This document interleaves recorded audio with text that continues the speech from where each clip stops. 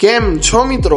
શું તમે જાણો છો કે ગોધરામાં ધોરણ 8 થી 12ના ગુજરાતી તેમજ અંગ્રેજી માધ્યમના વિદ્યાર્થીઓને અનુભવી શિક્ષકો દ્વારા એક જ સ્થળ પર અભ્યાસ કરાવવામાં આવે છે, પણ ક્યાં?